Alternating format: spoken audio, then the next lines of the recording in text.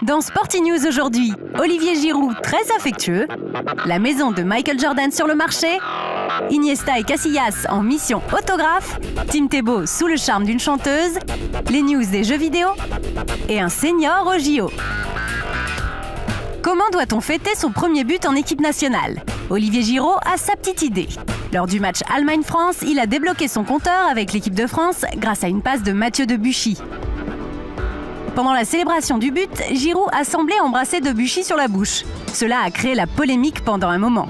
Les coéquipiers en club des deux joueurs ne se sont pas fait prier pour en rajouter quelques couches dans les médias. Bien que ce soit assez difficile à vérifier sur les images, les deux hommes ont tenu à préciser que le bisou était en réalité sur la joue. Le buteur de Montpellier a précisé qu'il avait souvent fêté ses buts de cette façon dans son club. On vous laisse vous faire un avis.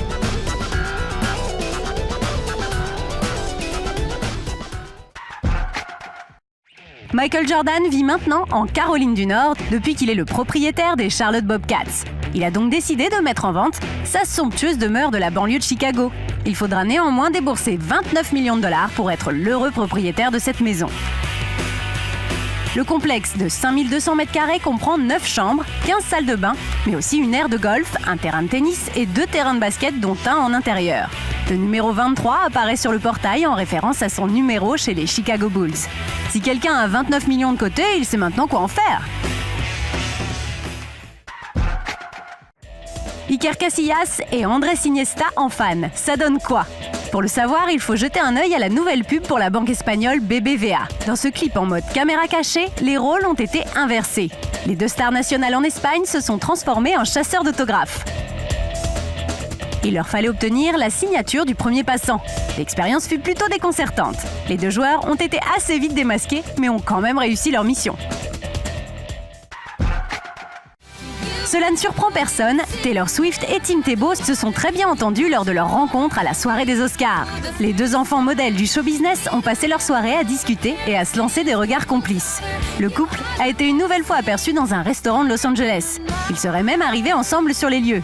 Sûrement le début d'une belle histoire pour le nouveau chouchou de la NFL et la coqueluche de l'Amérique.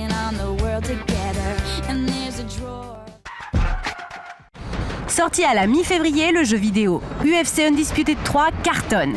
Il permet de revivre de grands moments du MMA avec les grands champions comme Rampage ou Wanderlei Silva. Le champion Quinton Rampage Jackson revient sur la journée historique du 9 novembre 2003 où il a dû combattre 2 fois. Combattre 2 fois dans la même soirée fut l'un des plus grands défis physiques de ma vie.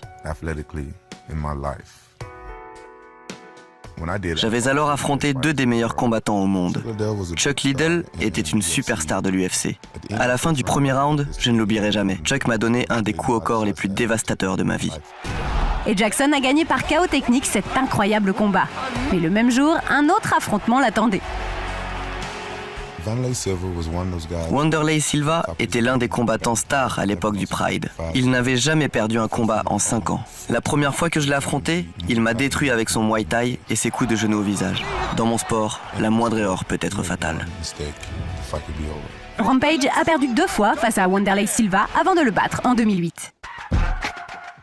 Faire les Jeux Olympiques à 70 ans, c'est possible. Hiroshi Oketsu en est la preuve. Ce cavalier japonais vient de se qualifier pour les JO de Londres à presque 71 ans. Il a réussi à obtenir son ticket pour l'Angleterre en remportant une compétition de dressage en France. Il avait déjà participé aux Jeux de Pékin en 2008. Sa première participation remonte à 1964 aux JO de Tokyo. Malgré son âge avancé, il ne battra pas le record de l'athlète le plus âgé des JO. Le record est détenu par le Suédois Oskar Swan, qui avait disputé les Jeux Olympiques d'Anvers en 1972 à l'âge de 72 ans et 10 mois. En voilà un qui ne veut pas entendre parler de retraite.